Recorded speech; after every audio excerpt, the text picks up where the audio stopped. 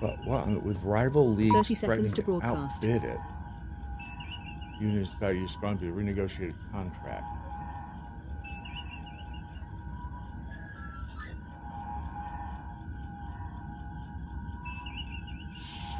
Fifteen seconds to launch.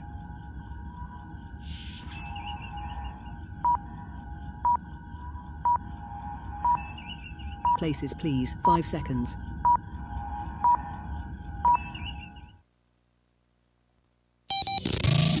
Adjust your mojo. You are about to participate in a great adventure. Now. At age, 60? He's just gonna break bad? Radio with an attitude. This system that we love is broken. I know that. Do not comply. Hey, mother. Welcome to another 2 hours of common sense. That liberty and justice for all is a myth. And erratic behavior. You want to, but you can't. And when you do, you wish you didn't. This is your Daily Mojo. And now, Bradley J. Staggs. It's Monday. It feels that way, and it is a special extra sucky Monday because it's an hour later than it should be. An hour earlier than it should be. No, it's an hour later than it should be. Because you set your clock, hopefully you set your clock forward over the weekend. You lost that extra it's an hour of sleep. later than it should be, yes. Okay, I'm starting to be concerned about you because I think you have dementia. Maybe I do. I know this is the fourth thing this morning that I've... Yes. You never call, you never write. I called you Saturday. You did call me. You called me. I agree with that. I'm sorry. I missed it. But you didn't answer my other question. Then you don't know if you set the clock forward or backward. I set the clock forward. What is wrong with you? But, yeah, I set the clock forward. Are you okay? Do we need to have an intervention? Maybe. Just I know it's been a rough weekend. I'm sorry. Has it? Yeah. It's been. I know. You know what? I will agree with you there because, by the way, welcome to the Daily Mojo Monday. Brad Staggs, Ron Phillips there, and it was a rough technology weekend for me. If it had to do with anything mechanical, I had the fecal touch. Yeah. And it was whether it was the pool dog, which is what, if you're unfamiliar, pool dog is the pool cleaner. They call it a pool dog. I don't know why they call it a pool dog. It's a vacuum, right? Dog. It sticks to the bottom and vacuums? Technically, yes. This one happens to be pressure side. Gotcha. But, so, the motel's pool dog, and by the way, they're not cheap. Pools are much like boats. They are literally giant holes in the ground into which you throw money. And so the pool dog just randomly stops working. Do not ask Google why your pool dog has sunk. Ask Grok. Floating. Grok is better. What did Google say? Don't ask Grok because it's dead. It's like, no, it's not a real dog, idiot. Oh, I have a Grok fail too. Do you? So and these things, like I said, they're not cheap. So you just it's cheaper to just throw parts at it. But there is it's simple mechanically. There's not that many things to go wrong. And I cannot figure out for the life of me, what the hell is wrong with it, making it just kind of float midway in the water and just, it is not sucking. I will tell you that right now. You got That's married. Not good. Well, I like what you did there. I see exactly what you did. Hold on, that was the. Hold on, I was looking for. That. So then the second thing was the. I'm amazed. I am. When it comes to these external hard drives, I mean they're just so amazingly small. Yeah. And cool, and yeah. I mean they're not cheap either. And so I bought one of these for the computer, and then it just randomly disconnects. You'll be doing something, and all of a sudden it'll just pop up the app. You should have ejected it before you disconnect it. I didn't touch it. Turns out that's a known thing with and it. I don't want anybody to at me with what's an Apple thing, because it is an Apple thing apparently. And Apple with their desktop and their OS. for some reason, does not get along with these external SSDs. But it doesn't do it to mine. I don't. That's because you're special. I am special. This is a Samsung, and I found out that Lexar does it too. You said that you have a SanDisk. And I have a SanDisk. Mine does not do it. No. That didn't work. And then, let's see. Oh, what the computer just randomly decided I'm not going to make any noises anymore. I'm in the middle of and all of a sudden sound goes. Yeah, if that's the one you're using for the show, that's not a good thing. Yeah, that's exactly what I thought. This is not going to be real good radio or anything else. Not that it's good to begin with, but it was just. I mean, and when you have those days, the best thing you can do is just pack up, go to the beach, and sit on the beach. Unfortunately, there's no beach in the Dallas-Fort Worth area, so no. I stood in the rain. Next best thing. So I just, it gets frustrating because you're ready to get everything done, and then nothing works. Nothing at all. Nothing makes a person look sadder than standing in the rain. I know. I was just a fool in the rain. If you have any suggestions on any of the aforementioned problems, or what were your issues? So I kept screwing up frames. I was doing metal frames on the laser, and for whatever reason, about every third one would mess up. Well, I only had 2 extra, and I'm doing 28 frames. So now I have no extras, and I hope I don't screw up the rest of them, but I don't know what's going on there. And then I couldn't watch something on TV because Brad wouldn't answer my damn question. I don't remember what it was. Does anybody remember what I told Ron to watch? Yeah. Not that he listens anyway, because he still hasn't watched. The other problem I had. That's true. Saul. The other problem is I was going to relocate. I told you this. I was going to relocate the spool on the 3D printer. But apparently they didn't give me enough wire to pull out that thing on the back to move it to the side. So I had to put it all back like it was. I'm pretty sad about that. They didn't give me enough wire to do what? You know how the thing where you stick your filament in, the filament sure. out the filament sensor on the back. Yeah. Okay. You're supposed to be able to pull the wire out a little bit so you can move it around to the side when you put your filament on the side of the unit, right? You with me?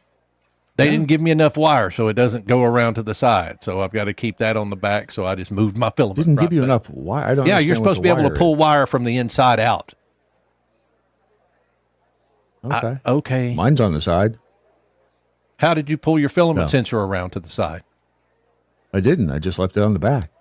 Okay, but okay. You're supposed to be able to pull that around to the side also. Why would you want to do that? So that you don't have to reach around behind the damn unit to stick the filament up in the sensor when you can't see it if it's up against a wall. Still have to reach back there to turn the thing on and off. Not really. Not if it's on a power strip. So you should have called me on that one. I would have said, hey, here's what you do. I could have helped you. If I'd have called you, I wouldn't have heard from you. Wow. Some people's kids. You sound like Angel Reese. Oh, yeah. She was pretty pissed, wasn't she? You sound just a lot like Angel Reese. The National Basketball Players Association, the WNBA, has, the WNBPA, looks like they may be, and this is, don't panic anybody, but it looks like they may be striking, which is... Oh, no. Let me guess. They're not making enough money. We contacted all 7 people who watch the WNBA, and no one seems really concerned about this. The whole thing is money. Yeah. It's she's $75,000 a year she's making, according to the contract, and she can't afford to live in her $8,000 a month apartment. Maybe that's it. I mean, again, it's capitalism. That's all this is. Capital. It's supply and demand. That's all it is. It is no more complicated. Is it more complicated than that? If you have a product or a service that is very popular, people love it, they're going to pay more for it. Correct. because there's a limited supply. Demand is very high. If you have something that is not very popular and not that many people want it, you're not going to be able to sell it for a whole lot of money. And that's the issue. Bottom line. The what do you call it? The WNBA, the Women's National Basketball Association. Oh, you said the WNBPA. What is that? The WNBPA is the Women's National Basketball Players Association. Oh, that would be the union. The union, yep. The union. And the problem is there is not a great demand for the Women's National Basketball Association games. People like Caitlin Clark come along, and she, raises interest in it. Yeah. Funny, well, look what they did to her. A lot of these players were not happy with her when she gets in there. But Caitlin Clark stuck it out. There is a podcast that Angel Reese is part of. I think everybody has a podcast now, except for Hawk Tua Girl. I think she's gone. Oh, she's gone. She's out of there. That's the meme coin girl. Yeah. I guess so. Yeah. No, it's a Tua coin. Oh, it is, but she screwed up apparently. And well, I don't think she knew exactly. I think she was operating from an ignorant standpoint. I agree. Now it doesn't excuse it, but no, I completely what agree. it was. Yeah. So Angel Reese goes on to her podcast, and she doesn't have a main role in the negotiations, but her former teammates who are now with the Indiana Fever are the WNBPA secretary and treasurer. Last July, the league struck an 11-year media deal with Disney, Amazon Prime, and new rights broadcast holder NBC Uni that is said to be worth a massive $2.2 billion. That won't begin until 2026. Now, she signed a 4-year, $324,383 rookie contract against ahead of her first pro season. Base salary just under $75,000. How are they going to be able to make more money? I mean, if the money is there and they are successful with their strike, which I don't see that happening. This is over at TalkSport.com. And Angel tweeted, if y'all don't give us what we want, we sitting out. That's a direct quote. So with a stronger foundation and new investments flowing in, they're opting out again, this time to fully professionalize the league, secure proper wages, improve working conditions, and lock in meaningful benefits. They are expected to push for an equity-based economic model based on the league's business measurements, minimum facility and travel standards, expanded retirement benefits, and increased family support. I just hope you know the WNBA don't pay my bills at all. I don't even think that pays one of my bills. She said, what the hell is she spending money on? That doesn't pay. Doesn't $75,000 a year put you like in the lower middle class these days? I'm not even sure it does that. Because $75,000 a year, it sounds like a lot. It ain't that much, really. She says, literally, I'm trying to think of my rent for where I stay at. I'm going to do the math real quick. I don't even know my salary. Yeah, I'm living beyond my means. No, my rent is more than that. It's $8,000. I'm living beyond my means. You're living in the wrong damn place. Yeah. I was going to say, that there are cheaper places than $8,000. $8,000 a month. Where does she live? Is that New York? I have no idea where $8,000 a month, $96,000 a year in rent. Yeah. Man. Can you imagine? That's like 4 of my house notes. I don't know how. She lives in a penthouse somewhere she probably shouldn't be living in. $8,000. Hunter Biden. What was his rent per month? Wasn't it like $10,000? 10 or 15,000. Yeah. Yeah. In California, and it burned down. So he has no place to live now. It's really hard to feel sympathy for these people. Yeah. It truly is. But and again, if I don't know how you make the WNBA more I don't like watching basketball to begin with, and that goes back to childhood trauma. That's on me. But I mean, people are not watching the WNBA in droves, and I'm not real sure how they are. Maybe they should start laying eggs. No, but you're right, though. Caitlin Clark brought people to the WNBA because of the grief she was getting.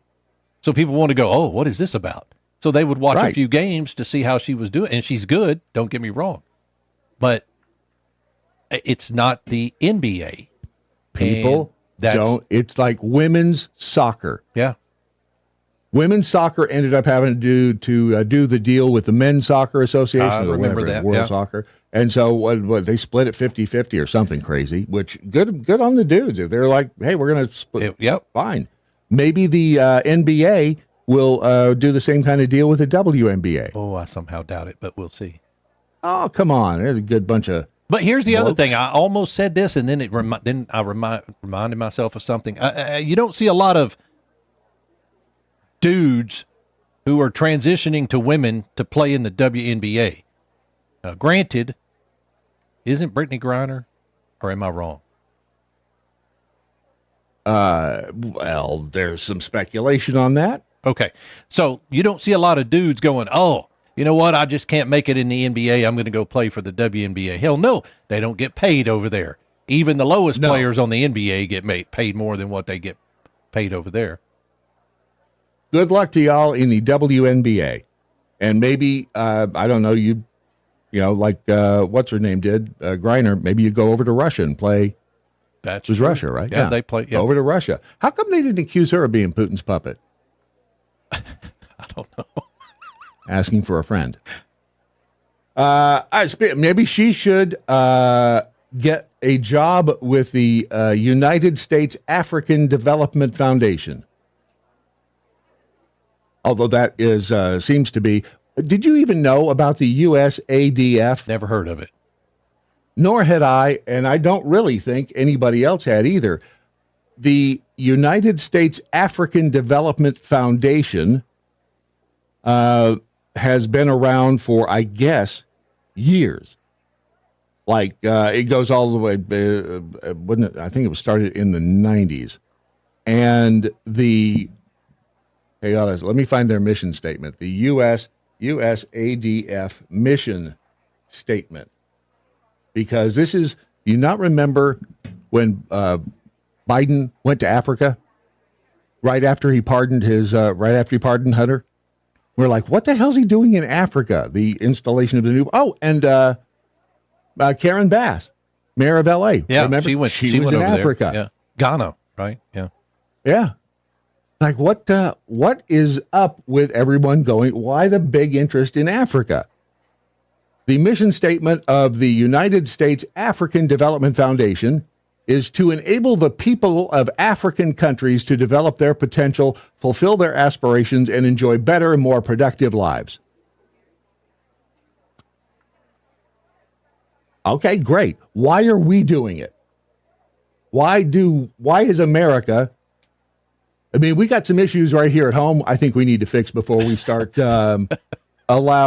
finding other countries to fulfill their aspirations, enjoy better, more productive lives. Just saying. The act described the purposes of the USADF as fourfold: strengthening friendly bonds between Africans and Americans. I've been concerned about that for a very long time. I don't know about you. I need more African friends. Unless it's South Africa, and then, of course, we can't have those, like Elon Musk. So they want to support local self-help activities that enlarge the community. They want to foster hope, growth, and goodwill in Africa to empower those who are least served by existing markets or assistance programs.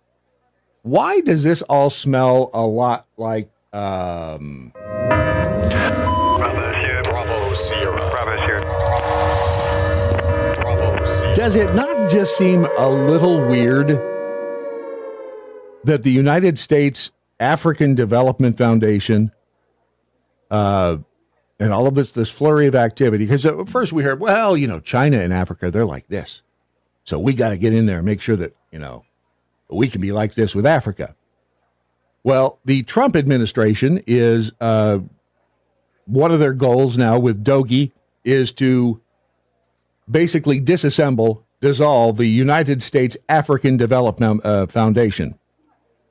And the president, the CEO, Ward Bream, is not very happy about it. He's not very happy about it to the point that he filed a lawsuit against Trump and the government to keep them from being able to dissolve the USADF. There's a lot of money here. There was a judge, too, who issued a temporary reprieve. The motion was filed on Thursday against Doge and a State Department official. They are being championed. If you look at any of the stories in the mainstream media, they're all it's the little tiny agency that could. There's a small agency, but they're fighting back. They're pushing back. They're not taking this laying down at all. Judge Richard Leon, a W appointee, issued a stay that bars the administration from removing Bream until a formal hearing this week. The first thing I thought of with this, and maybe I'm wrong. I absolutely could be wrong. But when I first started looking at this, I'm like, something smells funny. As with most of these government programs that you start going, wait, how the hell did we start, why did we start doing that? Why are we giving them money? And you're like, wait, this, like the Ukraine thing. Why so much money? Where is it going?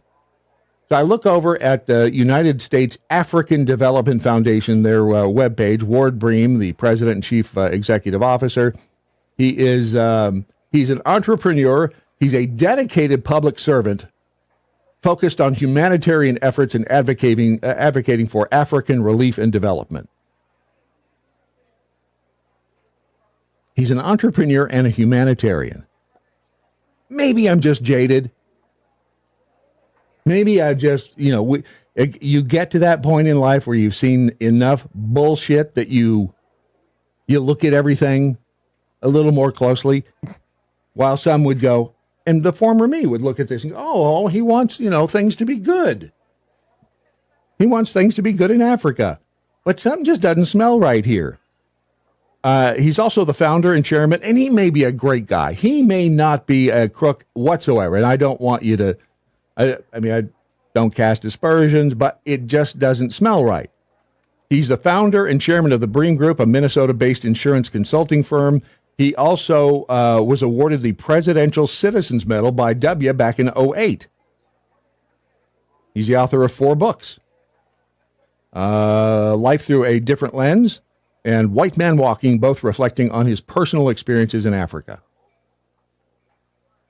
And again, there's something not quite right. Why are we so in bed and tossing money at Africa? What is going on there? I mean, does this not smell just a little? And the big fight. I mean, look at what the Guardian has in their headline.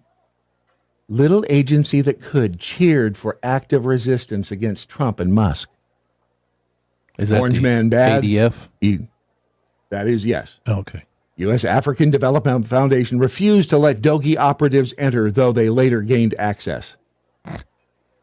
I asked a doctor, a psychiatrist, I said, what is it with these people why do they hate Elon so much? I said, is it simply because he is associated with Trump? Is this just, because they don't like, anybody that likes Orange Man has got to be evil also? I said, or is there some deeper psychological thing going on here? Because it's just so damn weird. Why do you hate somebody because they have found waste, fraud, and abuse in government? I mean, what is the reason? It doesn't make any sense that you'd be all pissed off about that, especially given that they're saving you money. And he responds, it's just a transfer. They have to have somebody to hate. Remember, a delusion is a fixed, false, belied. Fixed means unshakable. They cannot. It doesn't matter. It's the Trump cures cancer. Have you seen those memes? Have Where not. Trump No. cures cancer, and then people are protesting and marching, going, "I have a right to my cancer. Oh. Curing cancer is racist." I mean, it was the. Did I play the video here, or did I play it on Somebody on Saturday Fox morning? News, one of the hosts on Fox News said, if Trump endorsed air, the left would just stop breathing. Yeah, that's exactly. I mean, it's the craziest damn thing. Did I play? Wow, that was loud. Did I play on this program the Fox News guy walking through the Capitol and asking people like Cory Booker, hey, why didn't you stand up? Why didn't you clap for President Trump at the speech? I must have played that on. I don't think you played it on this show. Okay. Because it is. Let's see if I've even got that anywhere. I may not. It look like I do. The people in D.C. cannot, for the life of them, they just can't. Anything associated with Trump, if it's associated with Trump or can be associated with Trump, they're just they don't care about it. They disregard hate it. Yeah, and it's humorous to watch, is what it is. But it's disturbing at the same time because there are digging a hole. People are and they will tell you all day long that Trump is a rapist and he's a racist and he's a homophobe with and misogynist and xenophobe and with zero proof. Like it's all talking points. They know that their constituents are going to listen to them, and no matter what. I'm talking about people out there on the street. I mean, just people who hate this guy. It's almost like there's been something sprayed into the air. It is so irrational. It's beyond comprehension. It's truly beyond comprehension. I'll see if I can find that video because it's wild. Here's the thing: if Biden had done what Trump is doing with Doge, we would probably, as conservatives, be like, "Well, it's about damn time. It's about damn time we start killing some of this crap out." Wow, I don't understand why they won't. It really does. It is mind-boggling that they are that stuck in their ways. Missy 13 on the Rumble chat room says my daughter is paying $4,000 a month for a penthouse in Long Island. Oh, that's a lot. Even that's not including the bills, the car. They should buy it. Yeah, they should. I mean, again, it's their money. They can do what they want, but that's $50,000 a year. That's just going poof. Yeah. What do I know? What do I know?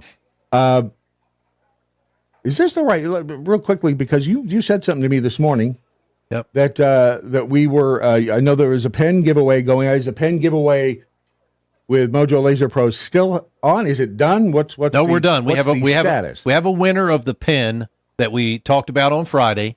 Went through the weekend, and we've got a winner of the pen for Friday. But we're going to give another one away at the end of the month. What's going on right now is, and you should refresh that because that's not right. I was going to say, going to ask you the about pens that. The pens are $50 for the month of March. Whoa. Yeah. They just knocked $20 off these pens right as we were sitting here. That is amazing. That's when you refresh Mojo Laser. I mean, whoa. That is truly, which is weird because I just opened up this web browser and went back to this site. Yeah. So I don't know why it didn't update anyway. But these pens are made with love. They are made with love. The wood by my two hands. Been spit polished. Yeah. Yeah. Do you actually spit polish the wood? I don't spit polish it. I have a unique way to shine it, if you will, to finish it. But special technique. Yeah. Is it more of is like a spinning motion, a twisting thing? It is a spinning motion using CA glue, otherwise known as super glue. Yeah. Ooh. Yeah. Got to be careful. That'll stick stuff together. It will, if you're not careful. Yep. It will. But we're giving away the pen today. Should we talk about the winner now? Do you want to? Hold on a second. If you're going to do that, you should have your drum roll ready. Yep, please. I don't have a drum roll. You got your drum roll? I don't have a drum roll. Really? I'll get a drum roll. I don't have You one. got hold? No. I know you have Let one. me. I know you Let have me just. Do you? Let me just get your little timpani. All right. Here's your timpani and your drum roll. Timpani. Dun, dun, dun, dun. Does it ever get to the end? Beats the hell out of me. Oh, okay. Probably not. We're building tension. It's that spinning motion building tension. All right. You better say it soon. Okay. We're going to run All out right. of Tim. Congratulations to Mr. Haney, R.T. Haney, won the pin. This is the one right here. It was a fantastic story. Thank you for letting me know about your dad. And if you will email me or message me your contact information and what you want engraved on the case. If you want your dad's name on the case or you want the Navy logo or something like that, let me know, and we'll get this out to you. So congratulations. Were you going to explain, or you want me to read it? Said in the, I don't, well, it's up to you. Well, I mean, I know you're trying to make a hole, but it's your thing. Well, I'll make a hole. I mean, let me get it here. I want to give this pen to my dad. Prepared. He is a U.S. Navy vet, my hero and role model, and the person who taught me woodworking and instilled the love of working with wood, among other things he has taught me. He lives on the West Coast, and I live in the Midwest, so I don't see him often. I'm flying out, pray for my flight for possibly the last time to visit him, and would love to give him something unique and special to show him how much he means to me. There you go. Congratulations. That is very nice. Yeah, thank you. And it is better to give than to receive. We had that conversation We discovered this morning. Yeah. Well, there's one exception to that. We won't go into it, but Yeah. again, it's better to give than to receive. So if you want to get your own pen, you're going to have to buy it until the end of the month. And then you're going to be giving another away over at mojolaserpros.com. Yeah. So get your pen right now. They're on sale. They're hot. They are hotter than a WNBA game. You think Brittany Griner would like the wood there? She might. She might have wood. If you're offended, you're listening wrong. The Daily Mojo.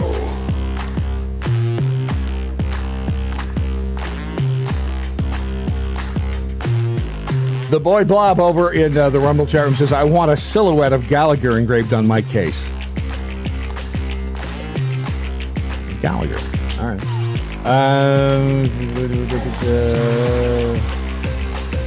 Over on the X, let's see what's happening over there. Rusty. I've grown accustomed to Janet Yellen emerging from my garden to tell me not to worry about my finances. However, this weekend she had a more sinister message. It is a Janet Yelling meme. Your finances are fine. Trump stole your 401k. Was she? I didn't even notice if she was in the news. I didn't over the see weekend. her. Yeah. Janet Yellen, and again, she probably is she smart? I don't know. I don't know if she's smart or not. But every time Janet Yellen spoke, it was like, she doesn't sound smart.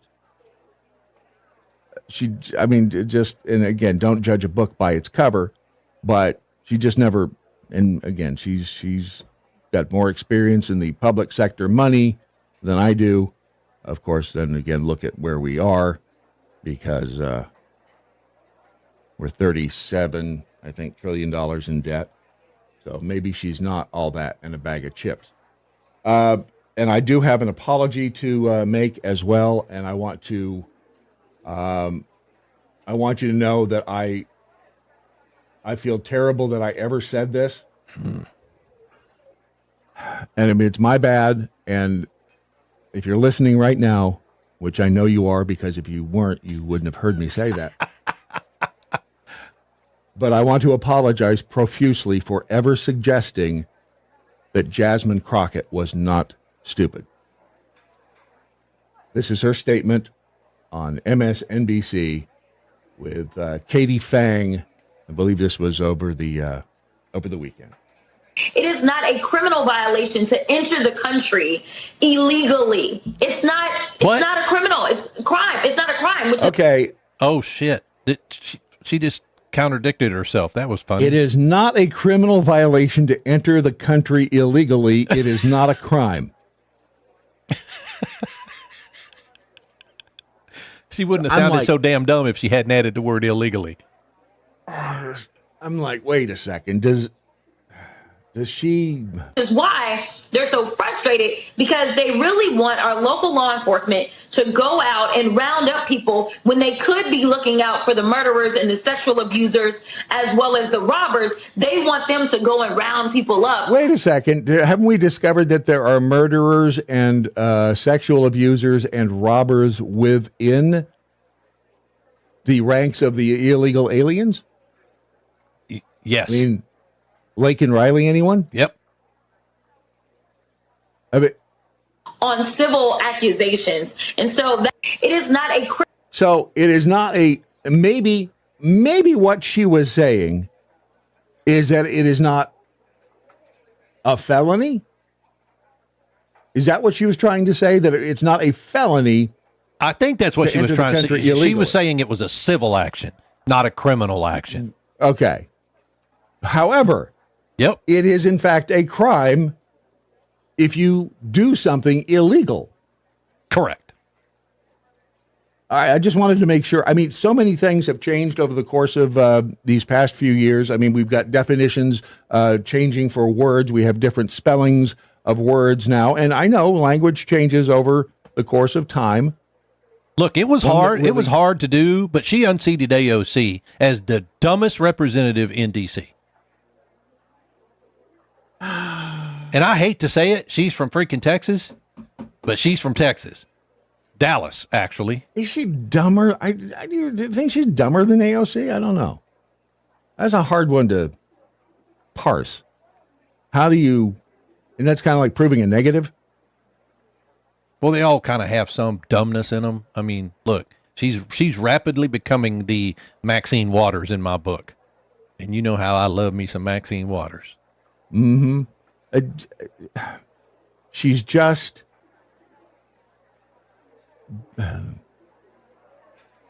not smart. And again, I apologize for forever defending Janet Yellen. I was looking to see if Janet Yellen, Jasmine Crockett, Janet Yellen, just looking to make sure she didn't say anything. Janet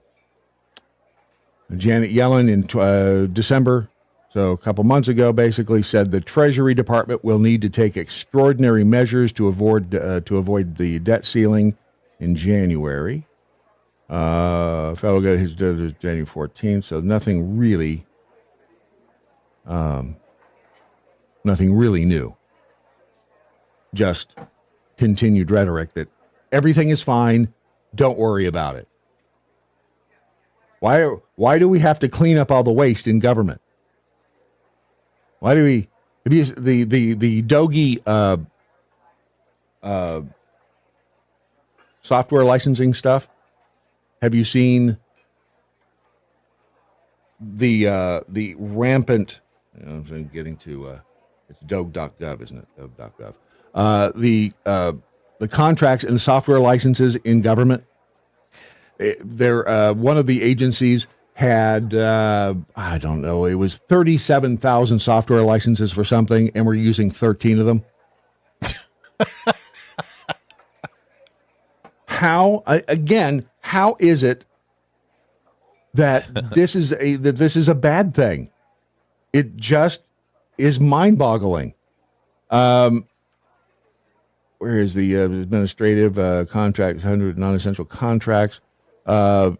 Over the weekend, let's see, on the 8th, on Friday, there were 162 cancellations of non-essential contracts with a ceiling value of $205 million and a savings of $90 million. This included the USDA canceling a $10.3 million unnecessary contract, which ironically was for identifying unnecessary contracts. Huh. So all of this stuff that is happening, that they are uncovering, is horrible because, well, and going back again to this was this when did this complaint get filed with the African Development? It was August of 2024. So this was a letter from the Office of the Inspector General, the U.S. Agency for International Development. This was a letter that was sent to, going back to Ward Bream, the president and CEO of the United States African Development Foundation. It says this advisory communicates a management issue related to the U.S. African Development Foundation's non-reporting of suspected misuse of grant funds and equipment to the USAID Office of Inspector General. In finalizing the advisory, we considered your comments on the draft and included them in their entirety, excluding attachments in the appendix. So what they were doing, and apparently continuing to do, at the United States African Development Foundation is taking money and using equipment that they weren't supposed to be doing, like giving it to family members. A lot of the grant money and even the company vehicles were being used by people who shouldn't use them. And so the Office of the Inspector General sends in this letter. It's like, hey, we've got these problems y'all aren't addressing. And the USADF responded, and they're like, oh yeah, we're going to get to that. We're going to be talking to our employees more about ethics, because they hadn't really talked to their employees about, what they should and shouldn't do. I mean, it seems like common sense that when you get a government grant to do stuff with, in this case, the U.S. African Development Foundation, that you shouldn't turn around and give it to your brother Steve. And you probably shouldn't let your brother Steve borrow the official agency car. In this case, that, let's see, when they took out the car, this was a family member, they took the car and were using it. And then the person who was driving the car there, got into a traffic accident and ended up killing somebody. And so, that's what we call liability. It's a liability issue. And we could, the agency, I suppose, could get sued. And I'm assuming the United States could get sued. I don't know how the courts work in Africa. But anyway, there's all kinds of scandal, misuse of funds, grifting happening at the United States Agency for African Development, or whatever the hell it's called. Which is why this whole Ward Bream and the lawsuit trying to keep Dogie out is sounding even more suspicious than it already was. And we have more to tell you about that coming up after Phil Bell and his morning update. This is Phil Bell on the Daily MoJo with your morning update. Let's have a conversation about pop culture today, specifically the dating show Love is Blind. Now, there's a contestant, Sarah Carton, who was all set to apparently marry this guy, Ben Mazenga. But what happened? Sarah gets to the altar and says no. Then she gets back in the car and tells the people there, her mother and her sister, that, well, it turns out he didn't have an opinion on Black Lives Matter. I'm sorry, I meant Black Lives Matter. And she watched a sermon from his church, and his church believed in traditional sexuality. And oh, by the way, he wasn't a big fan of the COVID vaccine. Now, I want you to think about this for a second. He was declined not because he's a Trump supporter like me, and not because he said that he doesn't support same-sex marriage or otherwise, but just simply because he's not on the same wavelength with respect to far-left crazy foolishness. Now, why am I telling you this? First of all, because I want to remind you how important it is to be involved in pop culture. We don't have to live the pop culture, but we have to at least understand what's going on. Because if we know about it and we're able to converse with others about it, they will take us seriously when we want to talk to them about politics and our views. And the second reason is I want to remind you how insane the far left is and why we've got to do everything we can to keep our current political momentum going. Because after all, had crazy Kamala Harris and tampon Tim Walz won last November, we would be experiencing that during our entire lives and not just on a low-rated reality dating show. And for all the success that we've had thus far, we're not yet far enough away that we can stop worrying. And quite frankly, as Americans, we can never stop worrying about someone trying to take our freedom either directly through politics, either by force, or through the culture. So what I want you to do is leave a net message in the comments. Let us know what you think. And I want you to download the Daily MoJo smartphone app and enable notifications. That way you'll be up to date on the latest craziness and good stuff coming out of Washington, D.C. and in pop culture, and you'll know how to share it with others. We'll see you down the line, and thanks for choosing the Daily MoJo. Phil Bell's morning update is only on the DailyMojo.com.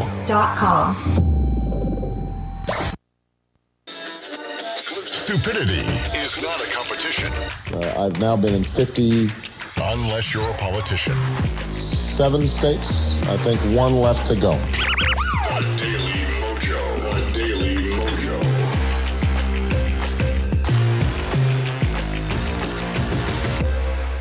So if you were listening to Phil Bell's morning update just a couple of minutes ago, you heard him discuss Love is Blind, which I wasn't aware of the show Love is Blind, but apparently it's like a dating show. I'm sure my wife knows all about it. They get married, I guess. Yeah, I think they get married without either seeing each other first or talking to each other or something. It's like they walk them up the aisle and ta-da, you're getting married. The show, the episode that Phil was referring to, his greatest hit is this one. Imagine getting engaged to someone only to find out their entire worldview is just a buffering screen. Now Ben, bless his clueless heart, was still all in on the relationship. Even after Sarah publicly torpedoed their wedding, he was standing there like a lost puppy, still saying, "I love you," and offering to keep working on things. Men are dumber than can openers. Oh, we can be. Yes, we can be. Yes. It's the velvet. I'm telling you, it's the, oh, baby, I love you, don't I? So she dumps it at the altar. Yeah. Oh, yeah. And she is hot. I'm going to, not going to lie. I mean, she's hot. She doesn't really have the crazy eyes there, does she? Oh, I mean, those are crazy eyes, dude. Are they? Oh, come on. She looks like she might be a little stoned. But, okay, so they wait until they get to the altar, and she's like, yeah. Which, again, shows you that reality TV is nothing. There's nothing real about reality television. There's just not. It is not the best. I think the first season of the Keeping Up with the Kardashians. Yeah, so here's bad. the premise of the show. Single people date and get engaged without ever seeing each other, relying solely on their conversations in isolated pods where they can only hear one another to test if love can truly blossom without physical attraction being a factor. Only after proposing do they meet face to face and navigate the challenges of a relationship based on their initial connection without sight. The comments are telling in this particular video. He just dodged a hand grenade. Yeah, he did. Problem is that grenade hasn't exploded yet. Keep alert, gents. There are some nutcases out there. Yeah, I like the comment above that one. My cross-eyed wife and I recently got a divorce. You know why? Because she was seeing someone else. Hey! Oh. She didn't see eye to eye because she's I got cross-eyed. You. Yeah. You should know. You kind of, I'm not cross-eyed, dude. I have a wonky eye. I'm not cross-eyed. Both eyes look straight at you. You just can't see one of them. It's not a wall eye either. Right. No. Yeah. We just don't know what's happening under there. It's like mysterious. But again, this is not the only first time it's happened. I think it's happened twice, at least twice. This is the same show, same season, which I guess is season 8, which is what we're in. Here's the story of Virginia. Devin told me a lot about his core values, something that he did not want to talk about on camera. I still, to this day, don't really feel comfortable telling you Devin's views, but I will be really clear about mine. Okay. I 100% support the LGBTQ community. I also Which means Devin doesn't, I'm guessing? believe that women should have the decision to choose if they want to have an abortion or not. Okay, I'm guessing that means that he is not, he's pro-life. I also believe that different religions should be valued. That is our different ways of communicating to Means he's a Christian, she's not. God, like different languages. And these were really important things to me. We saw my diverse group of people come to my wedding. I have Muslim family members, and this was an important part of this decision. We got Okay, so wait a minute. What you just described to me, Ron, though, is they do nothing but talk prior to the wedding. Correct. Yeah. How does none of that come up prior? If that's all you're doing is talking because you ain't, how does none of that come up prior to your decision to walk down the aisle? I don't know. But doesn't it have to come up before your decision to walk down the aisle? That's what I'm saying. Of course it does. It's not like they got to the altar and they had a discussion there about all of horse shit. Yeah. This is put on. Now, I don't know what the goal is. Is it just to show drama on the show? I don't know.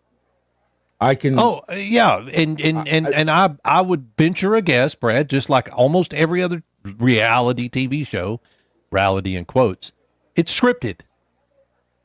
The producers are out here going, all right, we've got to talk about LGBTQ. Yes, that's why I say there's nothing reality about reality TV. Correct. It's scripted. The only reason reality TV ever reared its ugly head to begin with, because of a writer's strike.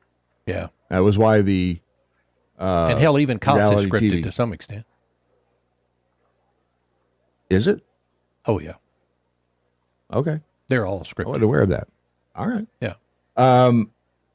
But so if it's just to bring drama to the table, I mean, all right, if you're going to have drama, but that's fine. Make it a drama series, but don't try to sell it on being reality. And I wonder if they're going to get good or bad. I don't know who watches that show, but just Kevin 63 said, "Did we start early today?" Nope. You missed a little thing doing yesterday, I'm guessing, because you didn't set your clock forward. I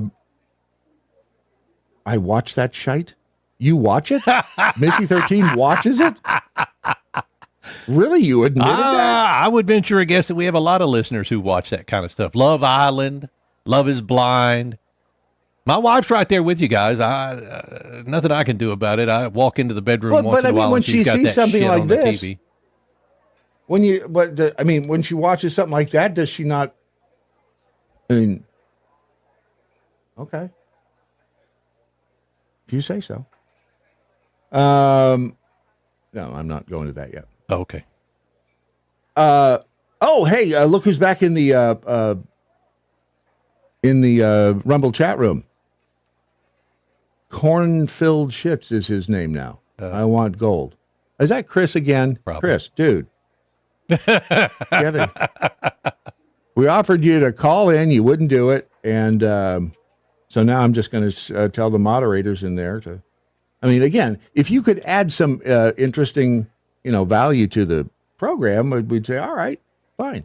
But, if you're just going to get in there and you'll just say bad words, and, you get booted. That's all. So, see ya. All right, so back to the USADF. But actually, thank you, corn-filled shits, because he's talking gold. They did. There's some interesting gold news. Sorry, my brain went down the wrong highway there for a second. Biden back in 23 nominated Monde Muyangwa and Carol Mosley Braun for the United States African Development Foundation Board. Starting to see a pattern here. They were on the board of the United States African Development Foundation, the independent U.S. government agency that provides grants of up to $250,000 to African enterprises and social entrepreneurs. Carol Mosley Braun, the first black woman to serve as a U.S. senator, will become chair of the USADF board, taking over from Obama appointee Jack Leslie. The appointments come soon after the U.S.-Africa Leaders Summit the president hosted in Washington in December, where he pledged America's commitment of more than $55 billion to help 50 countries combat food insecurity and the climate change factors that lead to it. For 11 years, starting in 2002, Dr. Muyangwa was the Dean of Academics at the National Defense University's Africa Center for Strategic Studies. I'm sorry, the what? The National Defense University's Africa Center for Strategic Studies. Is that one of our agencies? I don't know. It's got a lot of alphabet in it. It does have a lot of alphabet, but this is what when we start to see these things, it makes you wonder, wow, I didn't know that because we're paying for that. So shouldn't we know what we're paying for? It's a regional center for the National Defense University, which describes it as supporting United States foreign and security policies by strengthening the strategic capacity of African states to identify and resolve security challenges in ways that promote civil-military cooperation, respect for democratic values, and safeguard human rights. Wonder what their budget is. Annual budget. How much are we spending? The annual budget for the National Defense University's Africa Center for Strategic Studies is not available. The Defense Department's budget for fiscal year 2024 included $1.4 billion. What the hell is CJADC2? The Department of Nation's budget request. So it doesn't tell us what we were, but that's a Defense Department program. Wait, is this the same Defense Department that couldn't pass an audit? For 20 years now? Is that right? Is it 20 years the Pentagon hasn't been able to balance a budget, but which we were told is not a big deal because remember, that was, remember the woman who was on Bill Maher's show? And she's like, well, just because the Pentagon, the audit didn't go well, doesn't mean we don't know where the money went. Actually, it kind of does, doesn't it? Or maybe she's being very truthful there because, again, in times of universal deceit, telling the truth is a revolutionary act. Maybe they do know where the money is going and they don't want to tell us. Because that seems to be a common thread in all of these agencies that we keep discovering exist and are spending our money like drunken sailors with apologies to drunken sailors for any disrespect. But we're seeing, they're uncovering all kinds of grift and graft in these agencies. And it's amazing to me that simply because Orange Man bad and Elon likes Orange Man, that this is horrible that we're discovering all of this waste, fraud, and abuse. It's horrible. The USADF, additionally, one of the things that the Office of the Inspector General uncovered, talking about the ethics thing, the money, if we're giving you a grant, now remember, if we're giving you a grant to prop up your small business in Africa, you shouldn't take that money and give it to your Aunt Carol. Probably for not. groceries. Yeah. It's just, I mean, that's not the way. That would be in their ethics training. That's not a good way. That is not honorable. That is not ethical or moral to take that money. I guess you could argue the moral part, but it is not ethical to take that money that was intended for X and give it to Y. You just shouldn't do that. But the Office of Inspector General discovered that they weren't training their people on the ethics. Not only that, but they did not give them they didn't give them the correct contact information for reporting ethical violations. As a whistleblower, they said, well, you should call the Office of Whistleblowers, whatever it is. But they didn't tell the people which Office of Whistleblowers to call, essentially, because there is a watchdog agency over the USADF. And those were that's where employees should have called, to report suspicious activity, but they were never told that. Almost like the people who were running the USADF didn't want people to blow whistles. Back to that PDF that the Office of Inspector General sent over to the folks at the USADF. They said, we acknowledge management decisions on all three recommendations. USADF management agreed with all the three recommendations. In response to recommendation 1, we acknowledge that USADF has updated its ethics training materials and disseminated it to its U.S.-based staff, country program coordinators, and technical partners. We also acknowledge USADF's plans to implement a fraud risk management framework and to monitor its impact, and of USAID's, OIG's, Office of Investigations fraud awareness briefings once complete.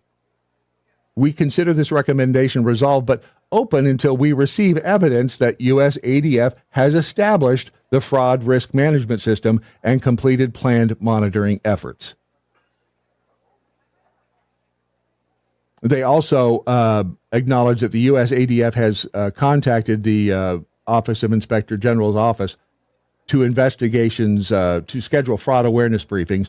But since the training has not taken place, we consider this recommendation resolved, but still open until we receive evidence that the trainings have been completed no later than November 27th, 2024. We don't know if those happen or not. So there was all kinds of crap. This is why the U.S. Office of African Development Foundation, whatever the hell it's called, and Mr. Bream didn't want people from Doge coming in the doors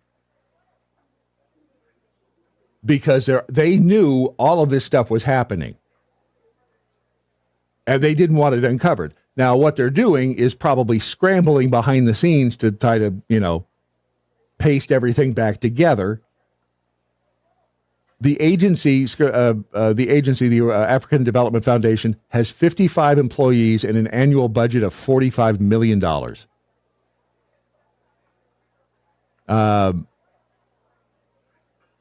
There's a Jeff Bezos post for so when Doge went in, the security officer at the front desk calls back, is like, should we let these guys in? No, don't let them in.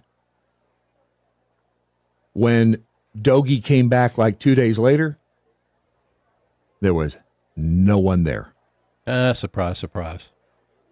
They vanished because they came back. Doge came back with U.S. Marshals, federal marshals, and there was nobody there.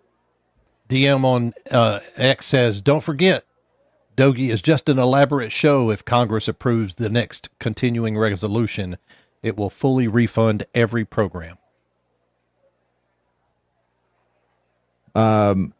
Again, and again, I can't remember if I discussed this with my side piece or not.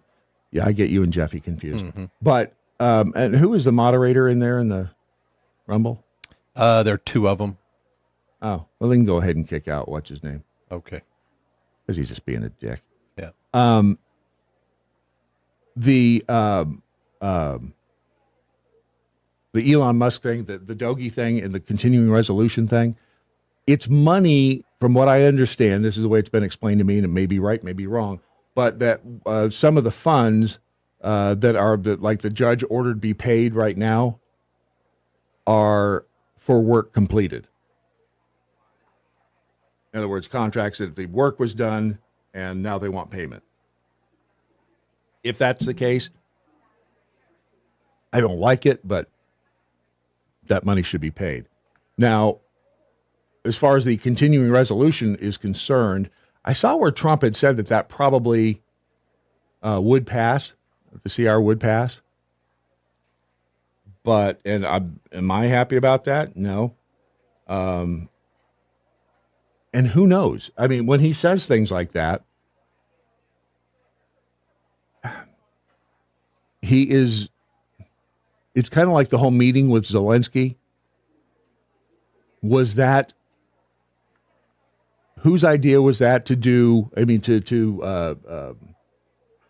have that confrontation? I mean, Zelensky was being a douchebag, but was that a countermeasure on Trump's part to set the stage for what was going to have to come next? I don't know. I mean, again, the guy's a deal maker.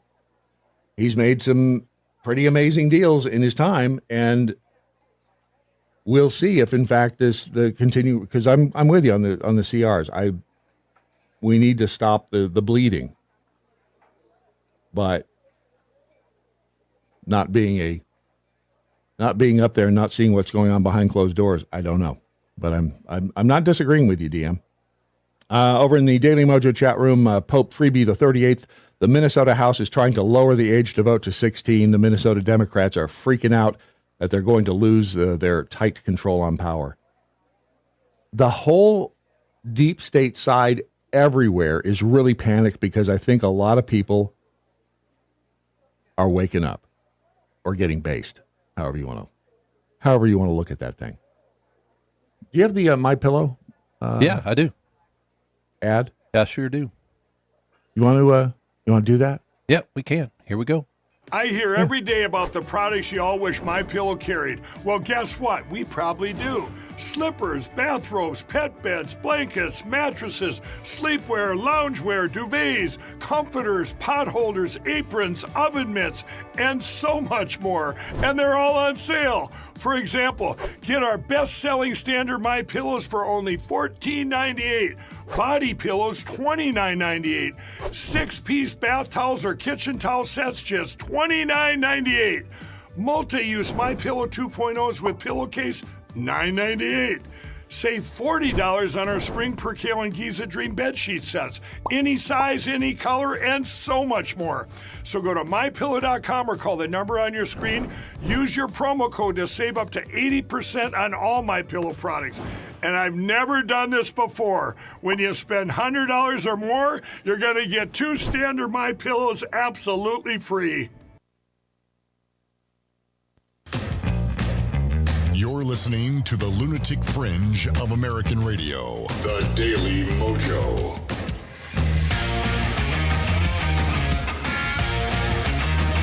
Have you yet downloaded the Daily Mojo app? If not, you should. I don't know what you're waiting for. An invitation? Consider it done. Go to the dailymojo.com, and right there on the front page, you will see it in big bright letters. Download the app. That's where you go to download it. We've been making, and I say we, real Ron Phillips has been working his little fingers to the bone, trying to get some technical stuff done on the site and on the app, because we've had to make some adjustments behind the scenes with regard to the archives. Is there anything you want to explain? No, I mean, ultimately, we're routing everything now, all of our video feeds, except for Facebook and X. We're routing over to Rumble. As you guys know, we use Rumble as an affiliate platform, and so there are commercials now prior to the live show. When you click in it to play it every morning on the app and on the front page of our website. Those help us, by the way, please. But yeah, we had to adjust and move everything over to a Rumble embed on the website. So I hope I made those changes correctly. I hope everybody's seeing everything like they're supposed to. If not, please reach out to me, Ron at thedailymojo.com, and let me know if you had any problems. Had to make a bunch of changes this weekend. So, not that it'll fix them, but just let us know if you have problems. I'll try to fix them. Speaking of the winner of the pen, Rodney also sent a note over here on the web app, and you can send us notes on the app. It's probably the easiest way to get in touch with us. You can try sending me an email. Good luck with me. Check. I swear I've made a concerted effort to check the email more, but it's hard. You have no idea. I mean, I'm a victim of technology. It's hard for Brad. I'd love. Brad probably has like 14,000 unread emails. I have. If I have one, I break out in a sweat. So I clear my inbox constantly. In 21,000 unread emails. Is that a lot? There's probably some important shit in there, but who cares, right? I figure if you are really, if you really need to reach me, you'll figure out how. Rodney sent a note on the app. He says, is it just me, or do you find the findings of Gene Hackman's, his wife's and dog's death odd? Even with Alzheimer's a week without noticing a dead body in your house, 2 + 2 is adding up to fishy, not 4. I don't know. Totally agree. I've got experience, a little bit of experience working with Alzheimer's patients, I guess you could call them. And it is likely that he didn't understand, especially if it was advanced, he didn't understand. They said that he was probably barely even able to feed himself, so he would eat. Okay, but here's the problem. Yeah. Even when the nephew was talking about him, never mentioned boo about Alzheimer's. Not that they have That's to. correct, yeah. Nobody mentioned anything. As a matter of fact, every report we heard was just, a few months ago, they were downtown eating, and Hackman looking, he's 95, so you're going to look a little rough around the edges, but no one mentioned anything about dementia. Nothing. No. And then suddenly, that's the reason, it was dementia. But they're saying she died probably a week before him. Right. Yeah. And you don't notice any of that? I mean, it's possible. It's given the entirety of the circumstances. It's unfortunate. It is. It's unfortunate, and it's sad. If that went down the way they're saying it went down, it's sad. I mean, he probably wandered around that house for a week, not knowing what to do. I'm sure. I'm surprised he fed himself. He might have. I'll be honest. He might not. Well, who knows? Yeah. Again, we don't know if that's what happened or not. And is it any of our business? Not really. Except, what if there's something shady going on? Is it still our business? We've all been trained. Well, Gene Hackman was a national treasure. He was. Yeah. Fabulous. Hell, I watched Crimson Tide incredible. this weekend. It was good. So, yeah, he was really good. So, if there was, again, something hinky going on, I think, we should be able to find out, and death records are public. And if it hadn't been Gene Hackman, we would have never heard about this at all. Actually, I'm not sure about that, because it's a weird enough story that it would have made, man wanders around house for a week with dead wife in the bathroom. That's kind of a weird National Enquirer type thing. Maybe. That you'd see in the press. Let's see here. Who else sent me and yes, Curtis. Doc's Clock Tower says no one mentioned anything about Biden's dementia either. That's true, too. Curtis, I want to thank you for hooking us up with our newest sponsor here on the Daily Mojo as well. And here they are. Hi, I'm Tom Michaels, and I want to invite you to my new laundromat, White's Only Laundry. We specialize in only washing in white laundry, so your linens, socks, and undershirts will look fresher than ever. By focusing just on white laundry, our prices are 25% lower than the other guys. Plus, get an extra 10% discount by singing our slogan at the register. Hope to see you soon. White's Only Laundry. Is that real? Which we that can't be real. Oh, hang on. Hold on a second. We ran the wrong spot. Oh, damn it. They have an updated spot. I'm getting producers talking into my ear. Hold on a second to play the net. Okay, we have a new updated spot we should be running. Okay, here's the new one. Sorry. Hi, it's Tom again from the laundromat that's been in the news, and I really want to apologize. I definitely should have realized that the name Whites Only Laundry sounds racist, is racist, and that was not my intention at all. But we've changed the name and fixed the problem. Whites Only Laundry is now No Coloreds Laundry.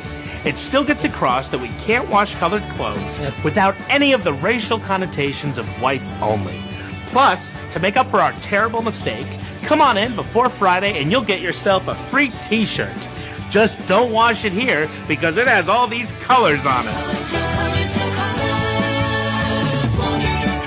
All right, there you go. So that's the new sponsor. They fixed it. Okay. Wow. Hang on. Well, that was still not. No, that wasn't it. So that was still not the correct. They have a new updated spot. Oh, damn it. Okay. From that one. All right, so we got to do that. Otherwise, we don't get paid for running it. So here's the update. I don't know if it's whites only or colored line, what it is, but here's their new spot. Hi, it's Tom again. I'm so sorry. I feel terrible. Obviously, changing the name only made things worse, and neither one of those are appropriate names for a laundromat or any business or anything. But I'm gonna make things right. First, for the African American community, I've installed a special side entrance so that you'll know you're definitely welcome in my laundromat. Also, I've set aside separate but equally powerful washing machines exclusively for your use in the back of the laundromat, although they still only wash white clothes. And this time, to ensure I don't upset or disrespect anyone, I'm naming it after myself. And since my sister just had a baby, everybody come on down to Uncle Tom's Laundromat. Remember, whites only, no coloreds, and black center through a special side entrance.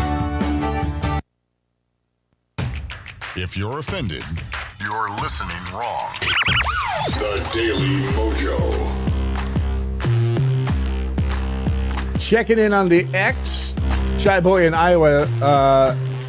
That was cold. Real Ron Phillips calling Real Brad Staggs out when he brought up working with people with Alzheimer's. Old timers, right? Yeah. He says Alzheimer's. DMXDM, by omitting a couple key details about the Hackmans, they made a one and done story into weeks of headlines. They did. Yeah. Unless it was intentional, and we don't know. Because we've been trained to be suspicious.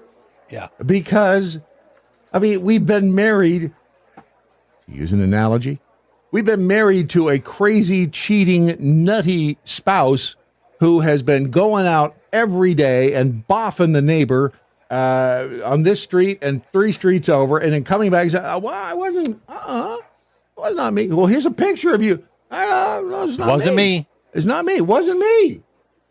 I think it was you because it's not me. And now we're just a little suspicious because we know it was them.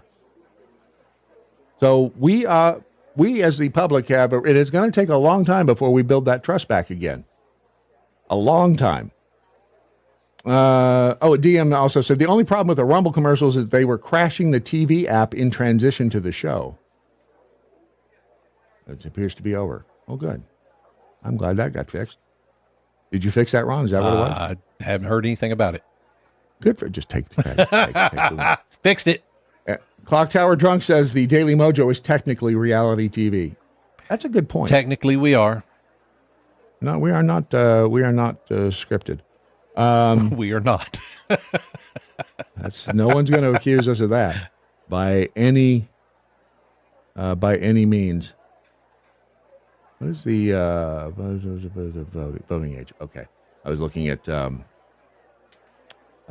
of the other notes in the Rumble chat room. Oh, let's check in with these guys over here today. The Zoom room. Who we got in the Zoom room? We've got radioactive Lep. Well, he's not there right now. I don't know where he's at. Free range prisoner John. There's Lep. John in his joystick getting after it over there. Deuce 5. Whiskey in the truck. Timmy's probably in his truck too. Wisconsin Jackhole. Beaver was there, but she is gone now. I'm not sure where she went.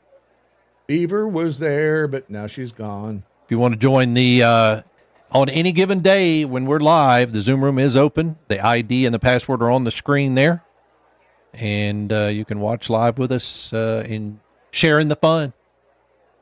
Shout out to people over at Redacted and Clayton Morris over there. I was watching his video last night on Fort Knox and Trump and Elon. Here's just a bit of that. It's the American people. Well, transparency is the last thing that we actually got. Reports suggest that gold was quietly sold off or lent to other countries like China with zero oversight. And now, well, now we've got Donald Trump and Elon Musk pushing for a full-blown audit to find out the truth. We're also going to Fort Knox. I'm going to go with Elon because we want to see if the gold is still there. Gold has been, they've been shipping large quantities of gold back to the United States recently. I read the same thing you did, probably. Yeah, this is why I think like a tour of Fort Knox would be awesome. Like a live tour of Fort Knox, we can actually see. It's like, is the gold there or not? They say it is. Like, is it real, or did somebody spray paint some lead? You know. Imagine if it's not. And Elon Musk calling for a live stream from inside Fort Knox. We'll just stream it live so the American people can see it. Has anyone actually confirmed the gold is still there? If not, why not? Of course, Kentucky's governor said this weekend, nah, don't show the American people using a live stream. Like, it sounds fun, but don't do it. We've got to keep some of this secret from the American people. Elon Musk has talked about live streaming it so we all can see it. What about that? I would say this. I don't know that that's a good idea. The reason being, security is there for a reason. Showing too much would not necessarily be a good idea. Okay, that's Matt Bashir, too. I'm sorry, I completely disagree with you. Whose gold is that? That would be our gold. Why can't we? What would it be on a live stream? I mean, obviously, we're not going to. You have a close up. I would. Again, I'm going to grant some grace and a little common sense to the people who would be doing the live stream, but we wouldn't be a close up of the keypad that, as he's keying in here's how you get into Fort Knox. Don't look at this. No, it's going to be opening this. I mean. We opened Al Capone's vault on live TV. Look how that happened. Now, see, the problem is it really would be a bad thing if we opened up Fort Knox and there was nothing there. Kind of the opposite effect of the Al Capone's vault thing. Yeah. Why would that be a bad idea to live stream it? What are they so damned afraid of? Is it that there's no gold?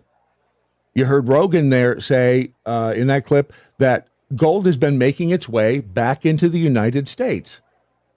Really is kind of weird. Yeah, the longer they go without doing the live stream or without at least visiting Fort Knox, the more time they have to replace what gold is not there. What? Are you saying that they are sneaking gold into Fort Knox? Is that what you're trying to imply? Yes. It's exactly what I'm trying to imply. According to the Jerusalem Post on Saturday, the U.S. just imported 2,000 tons of gold. It's being brought back to the United States. According to the story, to what ends this repatriation is happening is still unknown, but the proximate reason and catalyst is pretty simple. It's to close up open contracts on the books since the 1990s. It's to satisfy a debt. In some, it is to partially refill Fort Knox. How much gold is gone from Fort Knox? We may never know. All of it? What? And why can't we know? Well, first, we're not on the gold standard. We haven't been for 50 years. Nixon took us off, right? Yeah, but I think it was 72 that Nixon gold standard.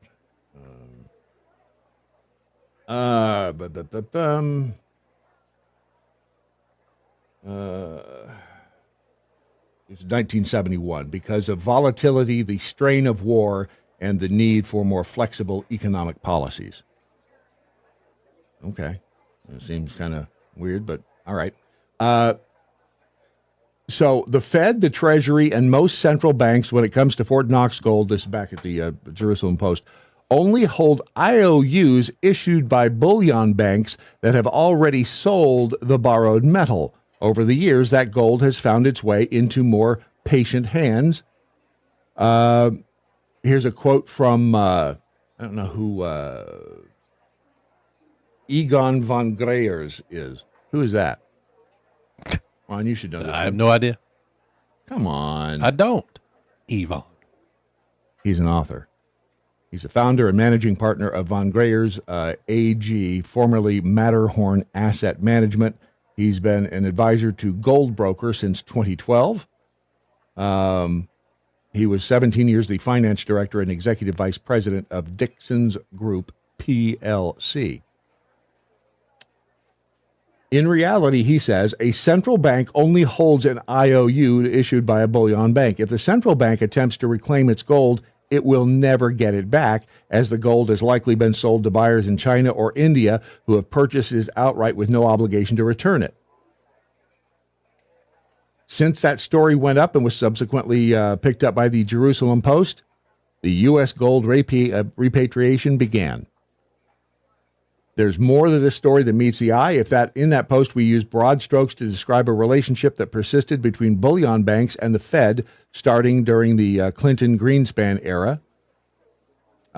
In 2022, the OCC, that would be the Office of OCC. What is the OCC?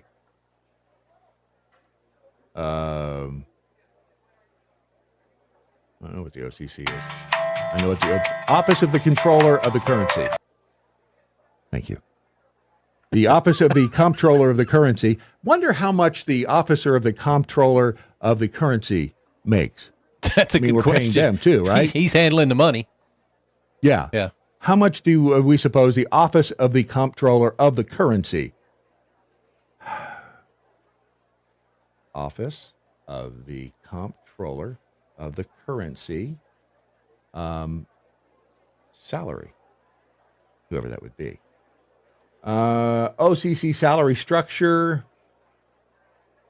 average employee salary for the Office of the Comptroller of the Currency in 2023 was $137,722. This is 92% higher than the national average for government employees and 78.6% higher than other federal agencies. There are 5,827 employee records for Office of the Comptroller of the Currency.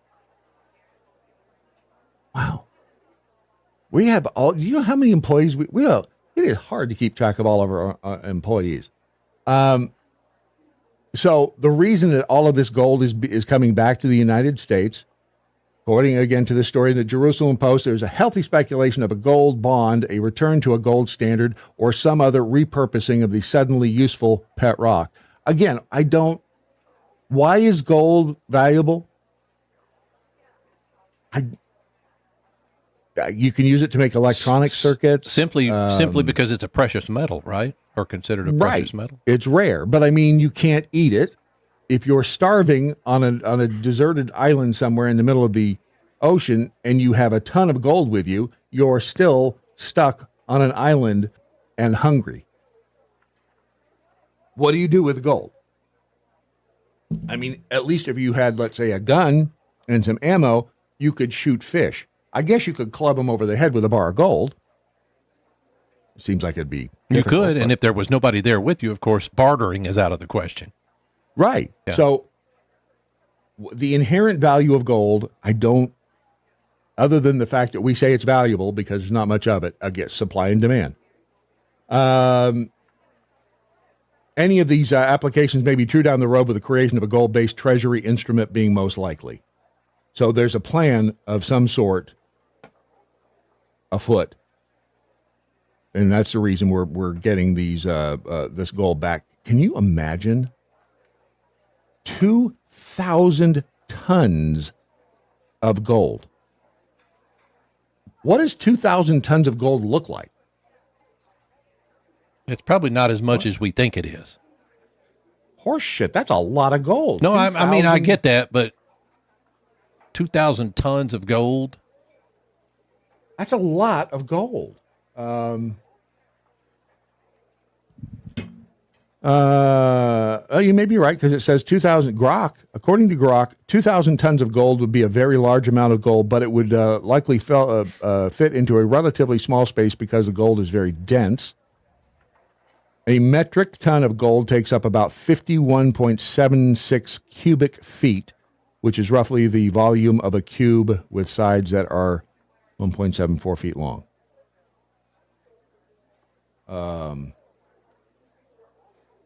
Here is those are some illustrations that show how much gold, or what the worth of the value of gold is. The 400 ounce gold bar at $2,000 per ounce is worth $800,000. The cash beside it. All right, how much is that? How Gold much is so in the heavy bed of that truck? suspension- Yeah, yeah, that's that one we can work with. Gold is so heavy that the suspension of an average truck would break if it held any more than pictured above. Even if the truck suspension broke, the load of the gold in the back could buy 2,660 brand new trucks at a manufactured suggested retail price of $40,000 per truck. So 2,000 tons of gold. There's 10 tons of gold right there. There we go. 10 tons of gold compared to 100 tons of gold. So there's, 20 of these coming back. That's a lot of. How do you sneak that back into and Fort not only Knox, that, is my how do you point. transport it? By boat and truck? You can't fly that Yes. kind of weight. The hell? Well, you can if you just don't fly very much of it at a time. I guess. But is that why they are refusing to let people into Fort Knox? And I say people. Rand Paul says he's been trying to get in there for 10 years. Why? There's a reason they have not let anybody in there. And it doesn't have anything to do with national security, which is what they've been trying to say. Well, it's national security. We can't let you in there. And technically, it's a military base. So one of the, was it Mike Lee? I think Mike Lee wanted to go in, and they told him, no, you can't because it's a security issue, military base. And Mike Lee's like, I've been on all kinds of military bases. What's the problem? And they're like, well, because no. There's a reason they're not letting anybody in. There's a reason that Mitch McConnell was the last guy to see it. And, I trust Mitch McConnell about as far as I can throw him, which isn't very far. Where is he lately? Have we seen him in the past couple of weeks? He's not been in the I don't think news. we have we? I don't think so. Yeah. What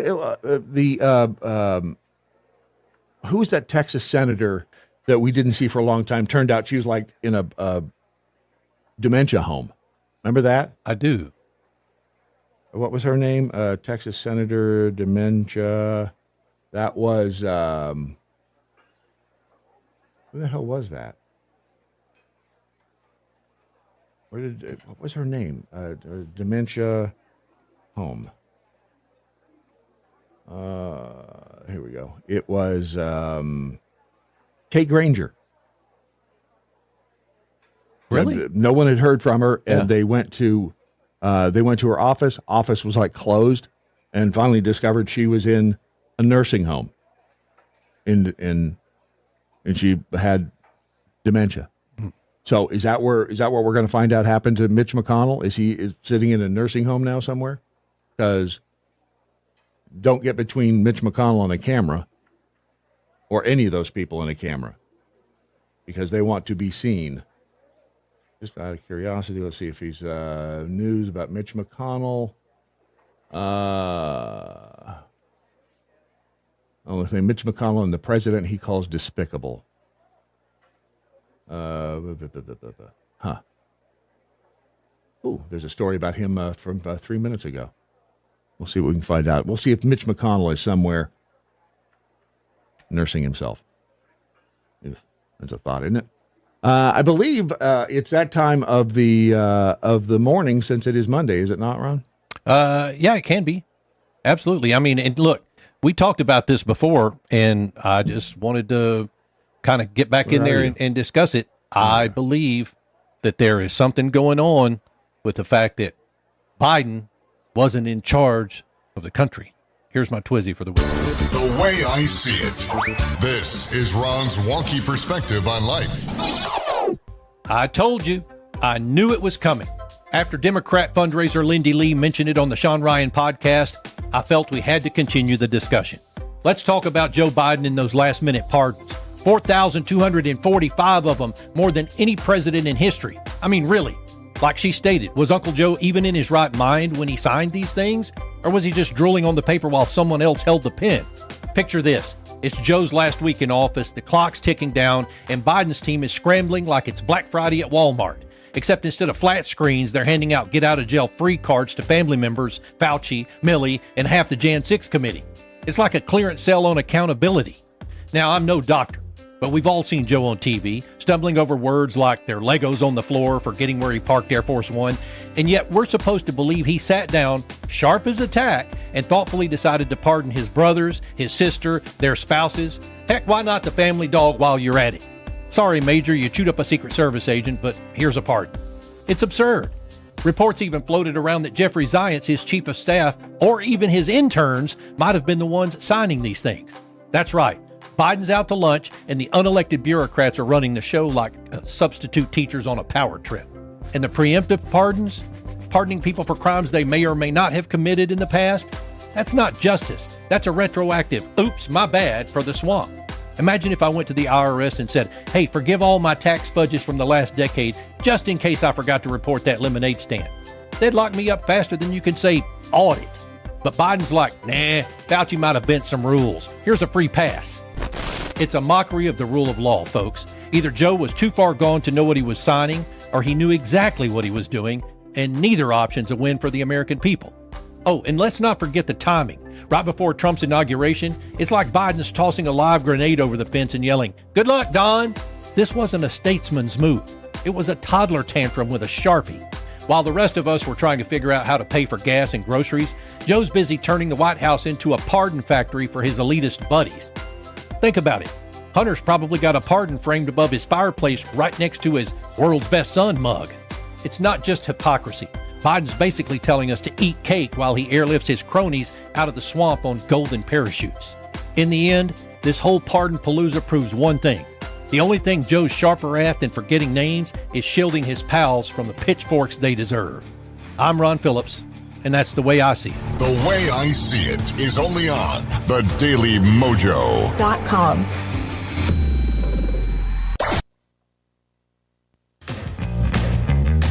The Daily MoJo.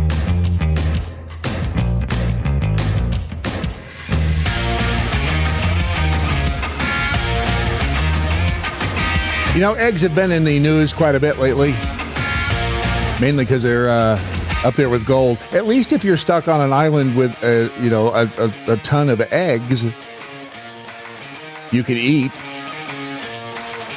And I guess technically they could be used as weapons. Club fish over the head with an egg. I mean, you could. If, in fact, it was an egg laid by this chicken. Her name is Gail. The egg on the left is the egg that Gail just laid, 3 times the size of the one she normally lays, which is right next to it. Now, that I don't think that picture does it justice. This one, however, does. Wow. The headline at the of the story is right there. Ron, would you like to read that headline? Yes, chicken lays anus-clenchingly massive egg. Wow. See? It's the same hole. Wow. Which is why you don't want to know that if you're eating eggs.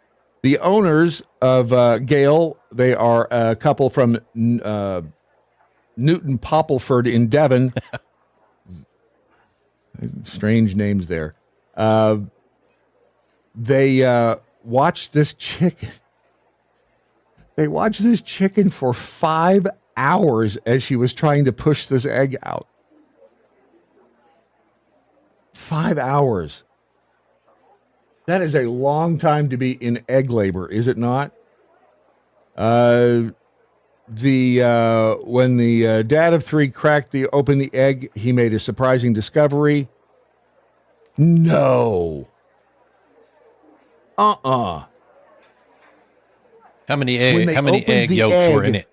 No, it had a second egg inside the shell. Oh. Wow. That's freaking weird. Not a double yolker, but a double egger. What the hell? Why? By the way, chickens lay eggs through their cloaca, also known as the vent. Why don't they just call it the butthole? Isn't that what it is? Why do we have to give it a clever name like cloaca? Cloaca. It's a multi-purpose exit where chickens poop from. It's also where. Wow. It's a multi-purpose exit where chickens poop from, where the eggs come out, and where they mate with a rooster. That right there that's a hole in one. See what you did. Yep. Moving on. Wow. So I got and this is the reason I wore the shirt. I got an email this morning. It was it's the Oliver Darcy newsletter, which, I mean, he's a big lefty, but he was praising this new book that's coming out tomorrow, and it's called Murder the Truth. The Fear, the First Amendment, and a Secret Campaign to Protect the Powerful. It's a chilling deep dive into a largely under-the-radar legal movement that is weaponizing an obscure field of libel law. Ever since the Supreme Court's unanimous 1964 decision in New York Times Company versus Sullivan, plaintiffs classified as public figures have been required to prove that individuals or entities they sue for libel acted with knowledge that the information was false or with reckless disregard of whether it was false or not. The impact of that ruling was to allow journalists to investigate and write about those in the public sphere, even if they accidentally got a fact wrong. But in recent years, Sullivan has come under attack as libel suits have been brought or threatened against newspapers, both local and national, in a concerted right-wing effort to give a conservative Supreme Court an opportunity to overrule Sullivan, according to the author. Really? So what this book is going to try to tell you is that it's going to be very, very bad if for some reason New York Times Company versus Sullivan is overturned, because then news outlets will have to be very careful about what they print, because they don't want to get sued. And this is all because people like Donald Trump and Elon Musk don't want the truth out there, which is, again, another line of, what's the word I'm looking for? Bravo Sierra. First of all, can we really call this Supreme Court conservative? Because I'm not sure that we really can. I mean, they like to say that it's weighted 5-4 on the conservative side, but is it?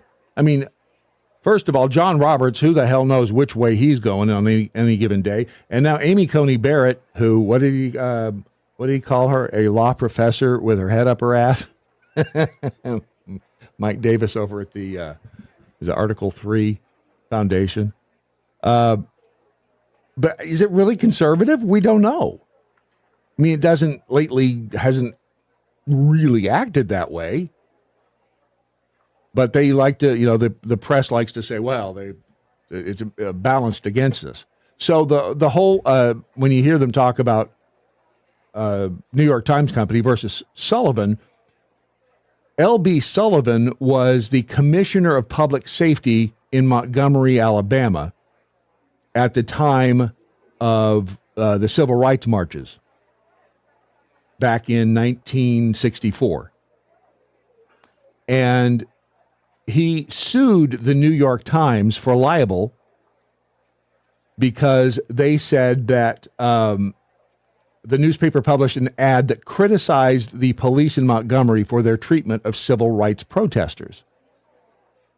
Sullivan argued that the ad damaged his reputation and libeled him. He claimed that the ad implied his responsibility for the actions of the police. Alabama court ruled in favor of Sullivan, but the Supreme Court of the United States ruled in favor of the New York Times in 1964. The court ruled that the First Amendment limits the ability of public officials to sue for libel,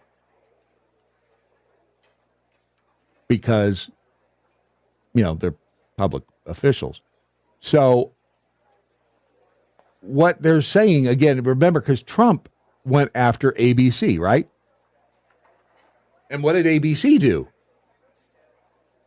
ABC is not like, we're going to fight this because we're on the right side of history here. We've been nothing but above board. I mean, if they had been above board, why wouldn't they go ahead and, all right, let's go to court. Let's talk this out.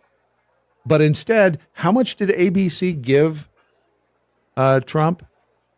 ABC lawsuit Trump. Wasn't it 25 million, 10 million? It was $15 million. Yeah. Trump secured a $15 million payment from ABC News and a note of regret. So they even apologized. So that doesn't sound to me like they were. And I do love it. Give him the $15 million went to the Trump presidential library. So every time they have to cover anything there, which they probably never will, but they're going to be, we paid for it. So this whole thing with, we got to watch out because they're coming after the truth. No, they're not coming after the truth. But when you start printing blatant lies, by the way, L.B. Sullivan was a Democrat. So, according to a couple of things I've seen, that the ad had misleading information in it. Did it? But the advertisement, was in the New York Times, and again, they don't want, for whatever reason, the press does not want to be forced to tell the truth. Free speech doesn't, and again, the right of free speech doesn't say you have to tell the truth. It's free speech. But there's a Substack written by John Passantino. I guess it's a Substack. An era of silence and fear. So this is going to be the next big push from the other side when you start hearing about this. While Donald Trump promised to bring back free speech, his government has initiated a crackdown on dissent, reshaping the flow of information in America. Right.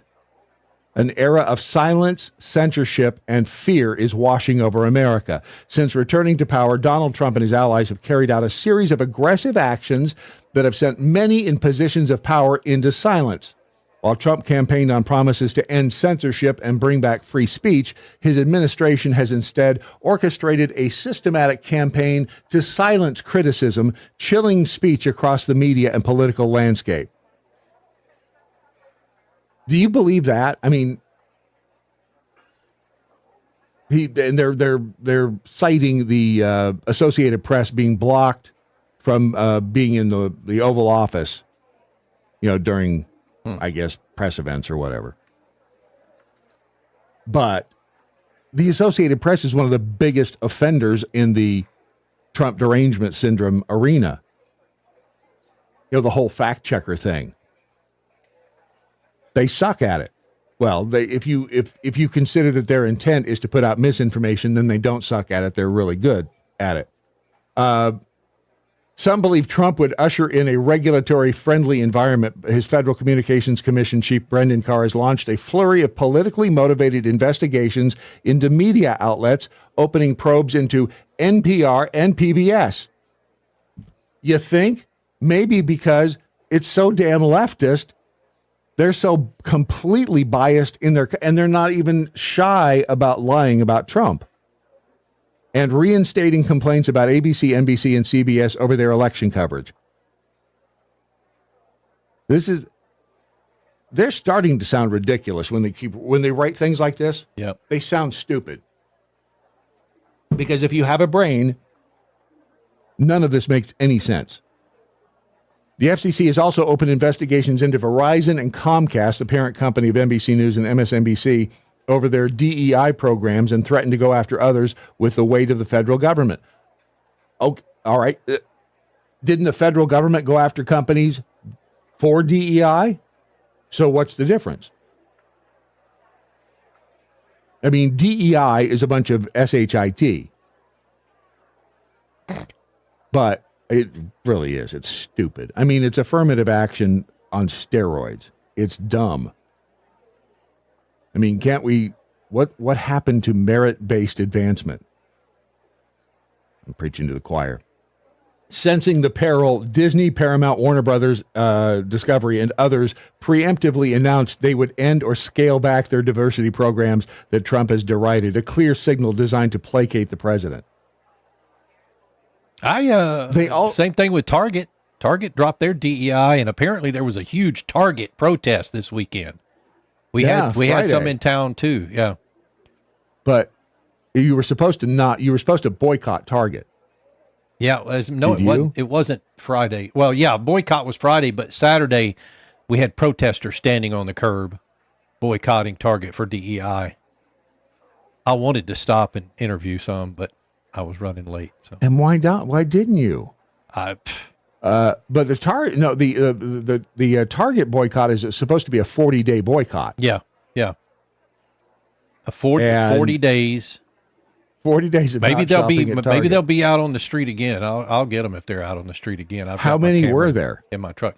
Probably 15 holding signs in our little red town. Yeah. Oh yeah. I'm sure it didn't work out well for them, but okay. There is no video that I've seen. Let's see, was it looted? I see Target store looted in Minneapolis near George Floyd protest. Here we go. Here's one video of them out there protesting the Target. Oh, come on, what's mine? Hang on a second. My mouse has disappeared once again. Stand by. Do you have any music? I do.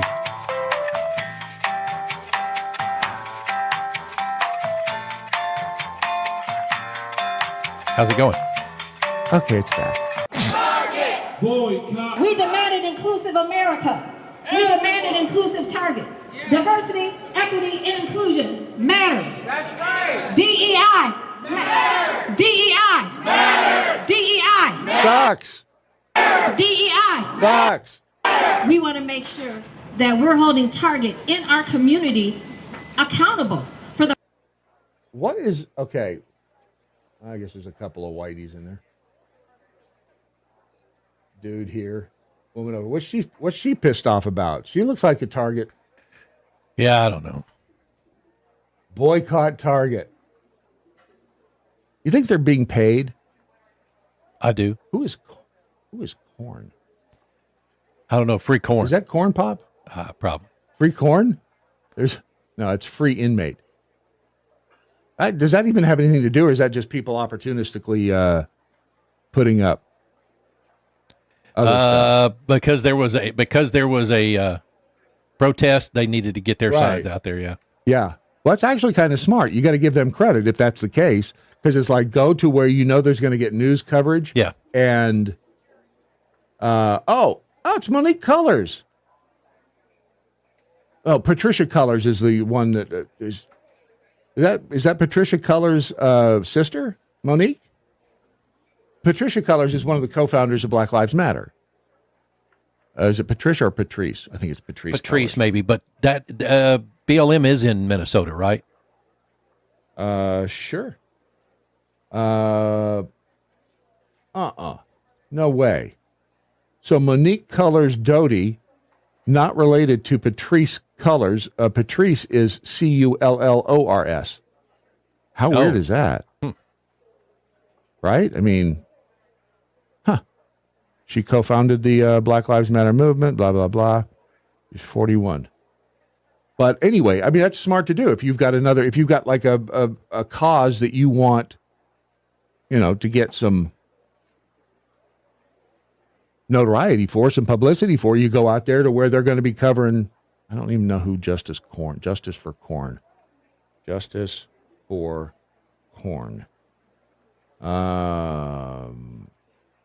No, that's Corn Pop. Man selling corn gets update. Doesn't have anything about do inmate 222804. Inmate 222. See, this is going to work for the inmate 222804. It doesn't come up with anything either, really. Isn't that weird? Huh. Is that like code? Are they? Could be. Justice for Corn. That is so weird. There's nothing. You would think that.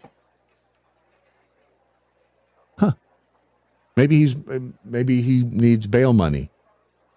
He should contact Kamala Harris. Didn't she give a lot of money up to the bail fund up in Minnesota? Bail, whatever it was, the reform fund. I mean, these people are just Cornelius Jackson, free corn.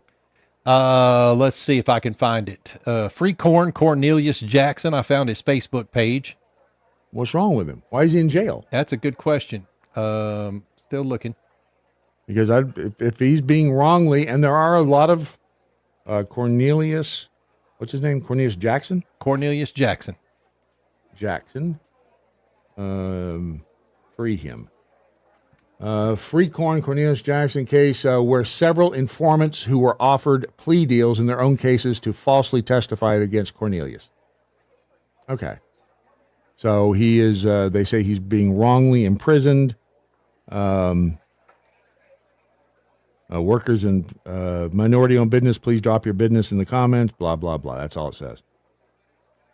So we tried to help old Free Corn out for Justice for Corn because if he's being wrongly held, I agree. Let's help him out. Well, let's try to figure out what the hell he's in there for to begin with. Let's follow the gold. That's what I say.